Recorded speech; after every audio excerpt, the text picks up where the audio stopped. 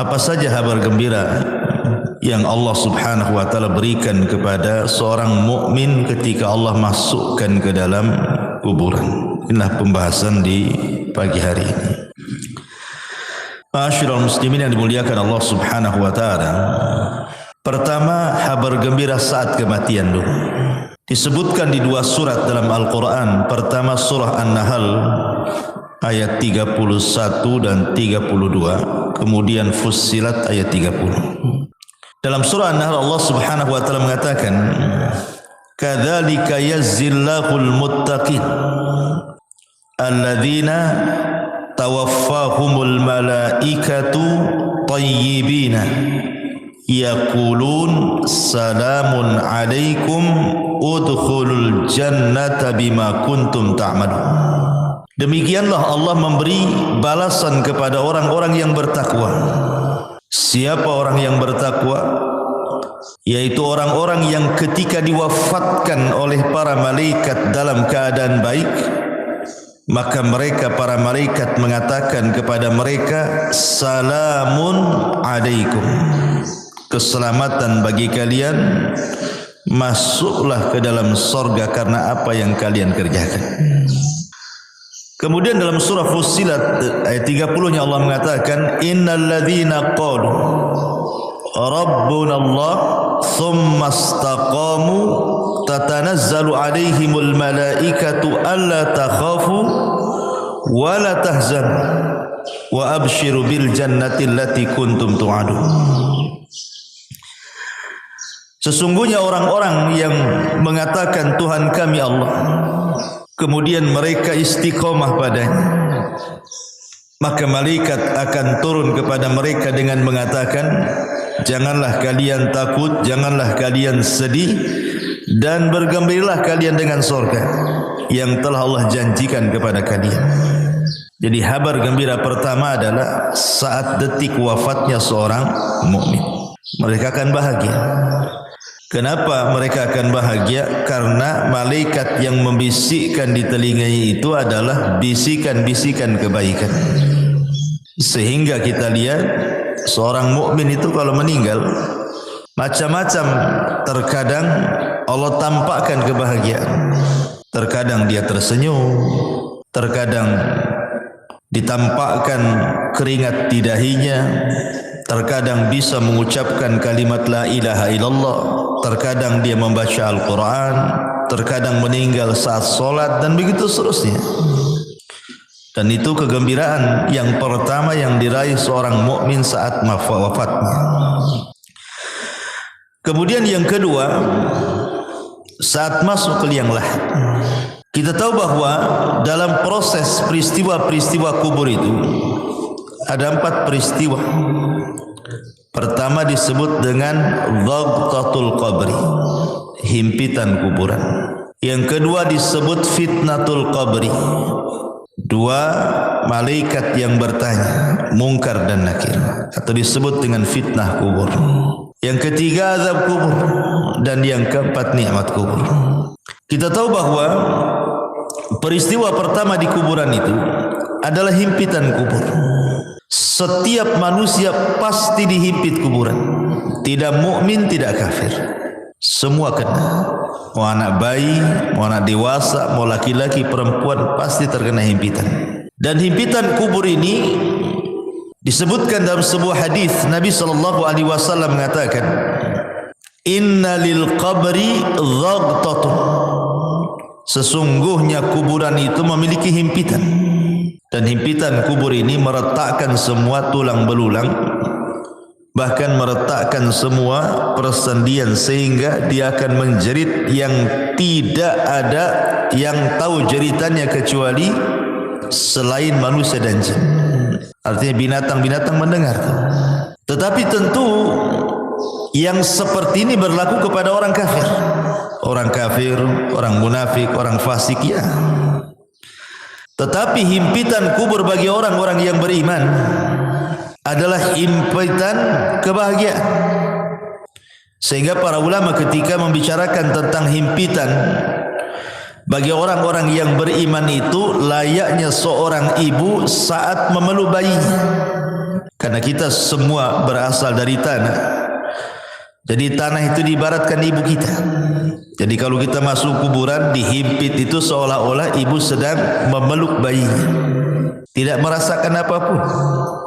Makanya ketika kematian seorang sahabat yang sangat mulia, siapa dia? Sa'd bin Mu'adz radhiyallahu anhu. Sa'd bin Mu'adz ini pemimpin Aus. Saat kematiannya disebutkan oleh Nabi sallallahu alaihi wasallam, hadzal ladzi taharraka lahul 'arsy wa futihat lahu abwabus sama wa syahidahu sab'una alfan minal malaikah laqad dhummatan thumma furrija anhu. Inilah orang yang karenanya arsy Allah bergetar. Jadi saat kematian Sa'd bin Mu'adz ini, arsy Allah yang besar sekali itu bergetar. Dan arsy itu kan makhluk yang paling besar, bisa bergegar karena wafatnya Sa'd bin Mu'adz. Karenanya pintu-pintu langit dibuka, dan karenanya pula 70.000 malaikat turun dari langit menyaksikan jenazah. Sungguh dia telah dihimpit dengan sekali himpitan, kemudian dilepaskan kembali. Kalau seandainya himpitan itu sebagaimana hadis yang ma'ruf bisa meretakkan tulang belulang, memutuskan urat-urat persendian, mustahil seorang sahabat semulia Sa'd bin Mu'adz merasakan itu. Berarti himpitan yang merasakan sakit itu hanya berlaku kepada orang-orang kafir saja, orang-orang munafik saja. Karena bayi yang tidak bersalah saja disebutkan dalam hadis Nabi sallallahu alaihi wasallam, "Lau aflata ahadun min dhammatil qabri la aflata hadas sabi." Jika seorang selamat dari penyempitan kuburan, niscaya bayi ini akan selamat. Tapi bayi pun tidak selamat. Apa salahnya bayi? Kenapa dia dihimpit? Dosa pun tidak, kan itu ya. Berarti himpitan bagi orang-orang yang saleh, orang-orang yang beriman atau bayi adalah sebagaimana seorang ibu memeluk bayinya. Himpitan kasih sayang, itu maksudnya. Ini kabar gembira yang kedua. Kabar gembira yang ketiga, di mana Allah Subhanahu wa taala akan memberikan kemantapan jawaban pada setiap soalan-soalan mungkar dan nakir yang diberikan kepada setiap para penghuni kubur. Dan itu diarahkan atau disyaratkan dalam surah Ibrahim ayat 27. Allah mengatakan, yuthabbitullahu alladhina amanu bil qawli tsabit fil hayatid dunya wa fil akhirah wa yudhillullahu zalimin wa yaf'alullahu ma yasha. Allah akan meneguhkan iman orang-orang yang beriman dalam ucapan yang teguh dalam kehidupan dunia dan juga kehidupan akhirat. Kata Bara bin Azib, seorang sahabat, ketika memberikan catatan dengan kalimat, Allah akan teguhkan ucapan bagi seorang yang beriman di dunia dan akhirat. Kata beliau, ini ayat turun pada perkara fitnah kubur. Jadi orang-orang yang beriman apabila ditanya siapa Rabbmu, maka dia langsung menyaut Allah. Siapa nabimu? Langsung menyaut Muhammad. Apa agamamu? Langsung menyaut Islam. Siapa yang bisa menjawabkan ini? Memang kalau di dunia mudah saja menghafalkan, tetapi bukan berarti di akhirat semua bisa menjawab, tidak. Yang memantapkan jawaban itu Allah. Jadi Allah yang membuat kita mantap jawabannya, bukan pengetahuan kita, gitu maksudnya. Allah yang memantapkan, karena di sini kalimatnya yutsabbitullahu, Allah menetapkan, memantapkan. Artinya Allah yang menjadikan kita ini mampu menjawab. Dan itu khusus bagi orang-orang yang beriman. Berarti ini kabar gembira yang ketiga. Allah memberikan kemantapan. Kemudian kabar gembira yang keempat, Allah lancarkan setiap jawaban. Setelah Allah mantapkan, kita mampu menjawab. Disebutkan dalam hadis Bara bin Azib radhiyallahu anhu yang panjang sekali. Salah satu penggalan hadisnya Rasul mengatakan fayatihi malakani fayujlisanihi fayaqulani lahu man rabbuk fayaqulu rabbi Allah fayaqulani lahu ma dinuk fayaqulu dinil Islam fayaqulani lahu ma hadzal rajul alladhi bu'itsa fikum fayaqulu huwa Rasulullah sallallahu alaihi wasallam. Kemudian dua malaikat datang kepadanya dan mendudukkannya. Lalu keduanya bertanya, siapa Rabb? Maka si mayat mengatakan, Rabbku Allah. Kedua malaikat bertanya lagi, apa agamamu? Dia menjawab, agamaku adalah Islam.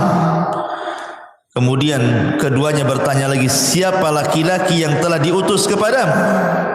Maka dia menjawab, beliau adalah utusan Allah Muhammad sallallahu alaihi wasallam. Mungkin sekali lagi bahwa hari ini antum ditanya, pasti semua bisa jawab. Tapi apakah di kuburan bisa lancar jawabannya? Kan tidak juga. Makanya ini kabar gembira. Selain Allah mantapkan jawabannya, kemudian ketika kita ditanya mengalir pula jawaban itu. Nah, ini adalah kabar gembira yang keempat. Kabar gembira yang kelima, setelah Allah Subhanahu wa taala mantapkan jawaban kita dan kita pun mengalir dalam jawaban-jawaban pertanyaan malaikat itu, maka Allah Subhanahu wa taala berikan tazkiyah, rekomendasi. Apa itu? Allah tiba-tiba berfirman dari langit dan mengatakan, "As-sadaqa 'abdi." Hambaku telah benar. Hambaku telah benar, hambaku telah jujur. Dan ini tazkiyah yang luar biasa, di mana Allah Subhanahu wa taala langsung yang mengatakan kepada kita, "As-sadaqa 'abdi." Hambaku telah benar. Tazkiyah mana lagi yang lebih jujur daripada tazkiyah Allah Subhanahu wa taala? Kabar gembira mana lagi yang lebih bahagia daripada Allah mengatakan kepada kita, kita dianggap orang jujur. Kalau manusia, anak katakan antum orang jujur, belum tentu orang mengatakan antum jujur. Tapi kalau Allah yang mengatakan jujur, manusia mendustakan kita terserah, tidak ada urusan. Tapi kalau seluruh manusia mengatakan kita jujur, tapi Allah katakan kita pendusta, buat apa? Kan itu ya. Tapi kalau Allah katakan kita jujur, satu manusia berdusta, terserah. Mendingan kita dianggap jujur di hadapan Allah daripada jujur di hadapan manusia tapi Allah dustakan kita. Dan ini tazkiyah luar biasa, kabar gembira yang luar biasa yang Allah berikan kepada kita kalau kita digolongkan orang-orang yang beriman.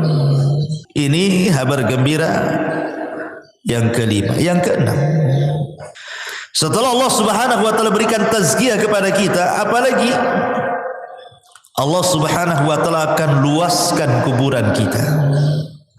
Ada dua riwayat. Pertama disebutkan dalam riwayat Abi Hurairah radhiyallahu anhu, di mana Nabi sallallahu alaihi wasallam mengatakan, "Tsumma yubsahu lahu fi qabrihi sab'una dhira'an fi sab'in." Sab'una dhira'an fi sab'in. Berapa luasnya kuburan itu? Kata Nabi SAW, kemudian kuburannya diperluas 70 kali 70 hasta. Satu hasta itu segini, ini satu hasta. Ya, kalau 70 dibagi 2 berarti berapa? 35 meter. Kalau 30 kan 60, berarti 35 meter. 35 meter kali 35 meter, 70 kali 70 hasta, berarti 35 meter kali 35 meter, kan itu ya kalau dibuat meter. Ini satu riwayat. Jadi kuburan yang sempit tadi yang hanya 1 kali 2 meter gitu ya, dijadikan oleh Allah Subhanahu wa taala menjadi 70 kali 70 hasta luasnya, meluas kuburannya itu ya. Tapi dalam riwayat yang lain dari Bara bin Azib, justru Nabi SAW mengatakan summa yubsahu lahu fi qabrihi maddal basar, madda basarihi. Kemudian kuburannya akan diluaskan sejauh mata memandang.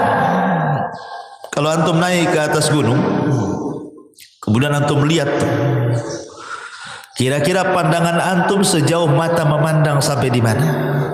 Itu maksudnya. Itulah luas kuburan. Kalau seandainya Allah berikan kabar gembira kepada seorang mukmin itu, Allah akan luaskan kuburan.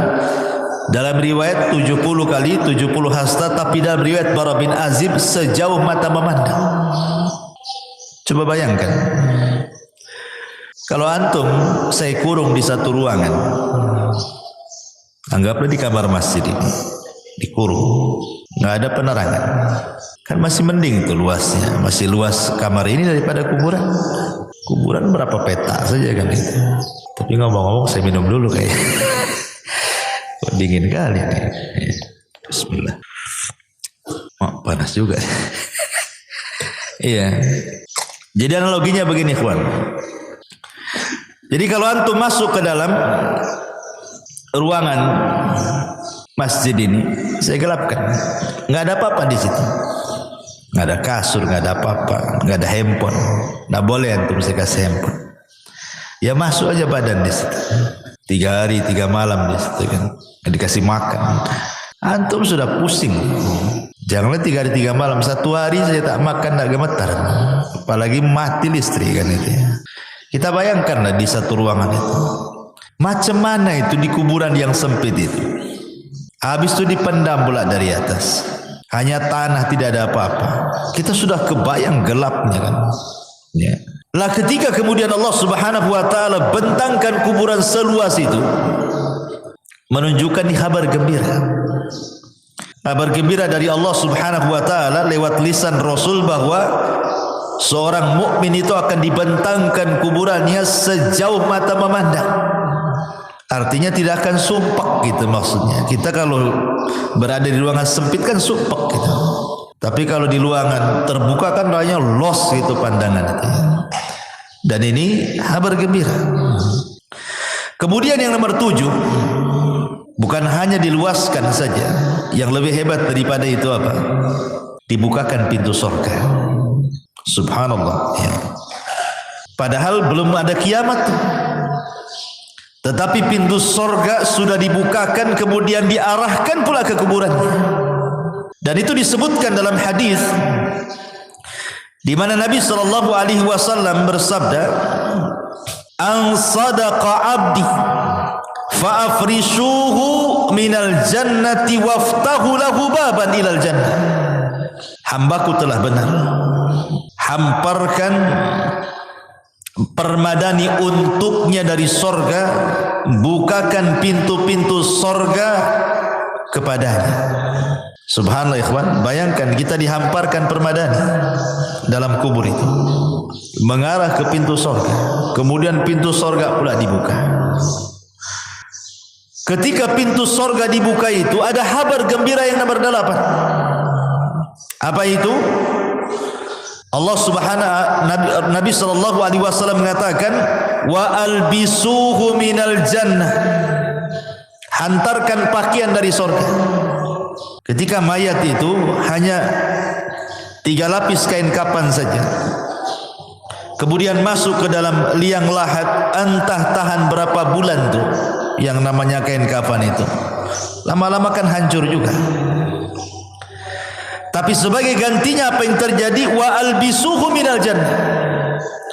Allah Subhanahu wa taala akan pakaikan kepadanya pakaian dari sorga, dan pakaian dari sorga itu semuanya sutra,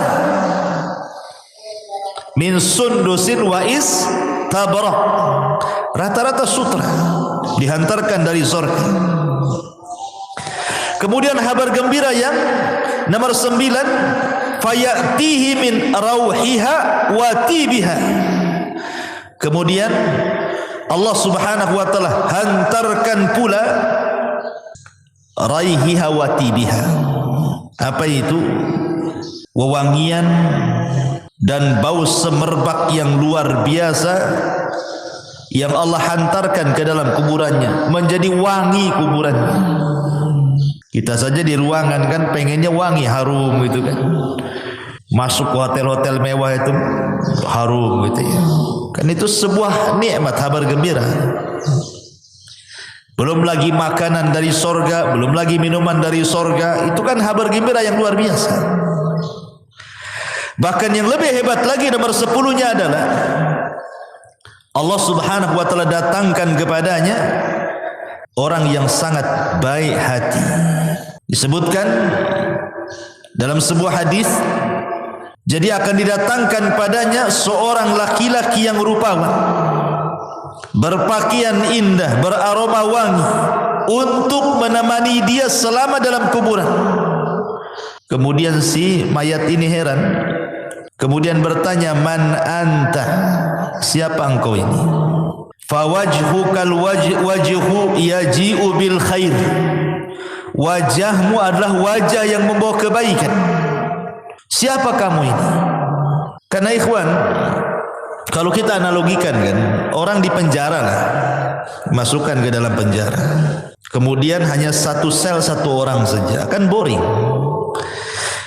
Sepandai-pandainya orang itu buat aktivitas, pasti ada bosannya juga kan.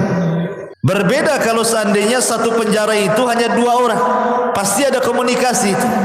Nggak akan boring kalau 2 orang kan. Berbeda kalau sendiri kan, lontang lantung, bingung sendirian kan. Kalau berdua kan nggak bosan orang itu. Makanya Adam itu ketika dia di surga hidup sendiri, ketakutan dia. Akhirnya Allah Subhanahu wa taala ciptakan Hawa kan. Akhirnya hilanglah rasa takut itu. Lah ketika kemudian orang dalam kuburan itu sendirian, kemudian dihantarkan teman yang baik.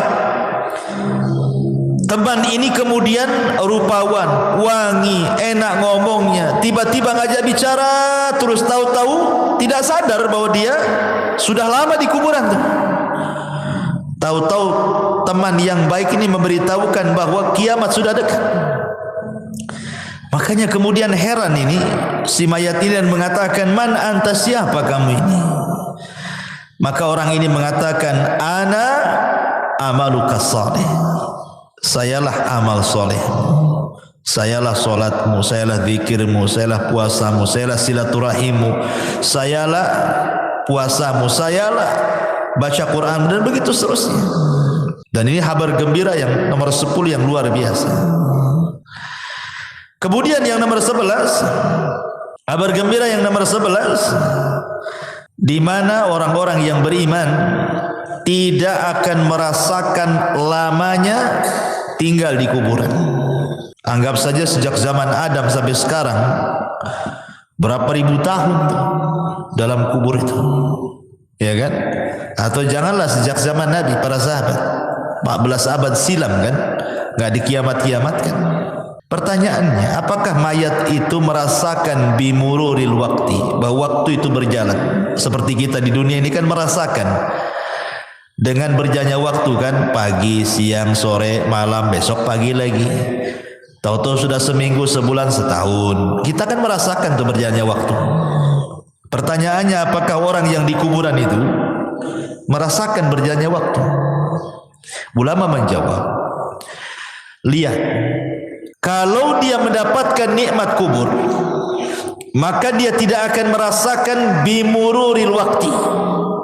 Waktu yang berjalan tidak akan dirasakan bagi dia. Dan itu disyaratkan dalam kisah Ashabul Kahfi dan kisah Uzair dalam Al-Quran yang ditidurkan 1 abad. Kan ditanya itu, kam labista, berapa lama kau tidur kan? Dia mengatakan labistu yauman atau ba'du yaum. Aku hanya tidur sehari atau separuh hari. Padahal sudah 1 abad. Menunjukkan bahwa kalau orang yang belum meninggal saja, ditidurkan 1 abad, kemudian dia terbangun rasanya baru setengah atau 1 hari saja, maka begitu juga orang-orang yang dikubur ketika mendapatkan nikmat kubur. Kayak antum bermimpi nih, mimpinya indah banget gitu ya, tiba-tiba terbangun, aduh sebentar kali mimpinya, padahal antum udah dari pagi sampai sore itu tidur tuh. Dibilang sebentar kali katanya, karena indah. Coba tuh mimpi buruk, baru 5 menit tuh kayak udah lama kali megap-megap antum. Jadi para ulama mengatakan bahwa orang-orang yang tidak akan merasakan bimururil waktu, dengan berjalannya waktu itu, hanya orang-orang yang mendapatkan nikmat kubur saja. Tapi orang yang mendapatkan azab kubur, dia akan merasakan itu. Waktu itu berjalan. Dan orang-orang yang beriman akan mendapatkan kabar gembira bahwa dia tidak akan merasakan berjalannya waktu. Itu maksudnya. Ya. Ini yang ke-11. Yang ke-12, orang-orang yang beriman, mereka akan merasakan nikmat, artinya kebahagiaan. Jadi bahagia betul dalam kuburannya itu, sehingga sebahagia apapun orang hidup di dunia, tidak lebih bahagia dibandingkan orang yang ada di kuburan. Itu yang disebut dengan nikmat kubur tadi. Makanya kenapa Utsman bin Affan kalau diingatkan dengan kuburan itu menangis, tapi kalau diingatkan dengan neraka dia biasa-biasa saja. Ketika ditanya, ya Utsman, aneh kau ini, diceritakan neraka kau biasa saja raut mukamu, kau diceritakan tentang kuburan kau pula menangis, katanya. Kata Utsman, celaka engkau. Kuburan ini, kata Utsman, bisa saja satu lubang menuju lubang-lubang neraka, atau dia adalah taman dari taman-taman surga. Jadi kita akan tinggal di taman. Itulah nikmat kubur namanya. Jadi nikmat kubur itu luar biasa. Makanya orang itu akan mendapatkan kenikmatan lebih nikmat dibandingkan dia pernah nikmat di dunia. Seberapa nikmat orang di dunia ini, masih nikmat kubur, karena kubur itu adalah jannah yang pertama, surga yang pertama sebelum masuk ke surga yang abadi. Tapi perlu diingat bahwa orang-orang yang di kuburan itu juga bisa merasa sedih, sama dengan ketika antum kehilangan sesuatu, kita sedih, tersiksa gitu ya, atau ada masalah gitu ya, entah masalah ekonomi, masalah keluarga, masalah apa-apa, kan kadang-kadang tersiksa batin kita. Lah orang yang di kuburan pun akan sama merasakan hal itu, tersiksa batinnya. Kapan? Ketika orang-orang yang di atas kuburan melakukan niyaha. Niyaha itu artinya meronta-ronta, menangis-nangis gitu ya, menolak takdir gitu. Kalau nangis saja nggak apa-apa, namanya orang meninggal sedih, Rasul aja nangis gitu ya. Tapi kalau sampai niyaha ini membuat apa? Orang yang mati itu yu'adzab, diazab. Tapi bukan diazab di sini artinya diazab fisiknya, tidak, maksudnya diazab batinnya. Ya, karena ada hadis yang mengatakan innal mayyit yu'adzab bi bukail hayy. Rasul mengatakan orang yang mati itu akan diazab disebabkan tangisan orang hidup. Maksudnya niyaha, yang sampai merobek-robek, memukul-mukul. Karena saya pernah menyaksikan ada orang sedang koma, ini istrinya itu udah guling-guling tuh, guling tuh, sampai akhirnya diamankan sama kerabatnya, dimasukkan ke kamar, dikunci. Rumahnya tak jadi mati pula dia. Coba kalau mati apa nggak jelas tuh kan. Artinya bahwa orang-orang yang seperti ini membuat mayat itu tersiksa. Maksudnya orang yang ada di kuburan itu yu'adzab, diazab. Maksudnya diazabkan fisiknya tapi batinnya. Jadi dia merasa sedih gitu ya. Tersiksa batinnya itu gara-gara tangisan orang yang di atas kuburan itu. Makanya kenapa nasihat saya kalau ada orang yang meninggal itu, sebenarnya dia hanya butuh 3 kata saja. Orang mati itu hanya butuh 3 kata. Kata yang pertama, Allahumma gfirlahu, ya Allah ampuni dosanya. Yang kedua, Allahumma arhamhu, ya Allah rahmatilah dia. Kemudian yang ketiga, Allahumma tsabithu, ya Allah mantapkanlah dia. Maksudnya dalam jawaban. Itu yang diperlukan saat orang itu meninggal. 3 kata ini. Tidak lebih daripada 3 kata. Ya Allah ampuni dosanya, ya Allah sayangi dia, ya Allah mantapkan jawabannya. Cuman itu yang diperlukan. Ya. Itu saat dia meninggal gitu ya. Kalau sudah lama ya tentu doa ampunan. Jadi mayat itu sangat bahagia, disebutkan sama para ulama. Yang paling dinanti oleh para penghuni kubur, entah ayah kita yang sudah meninggal, ibu kita, nenek kita, atau keluarga kita, mereka sangat bahagia itu apabila mendapatkan doa dari orang yang hidup. Jadi kalau kita mendoakan ampunan, rahmat, kata ulama, itu yang dinanti. Jadi mereka sangat bahagia sekali dengan doa kita kalau kita mengatakan Allahumma gfir lahu, Allahumma arhamhu, ya Allah rahmati dia, ya Allah ampuni dia. Dan juga sedekah yang kita niatkan kepada orang yang sudah meninggal.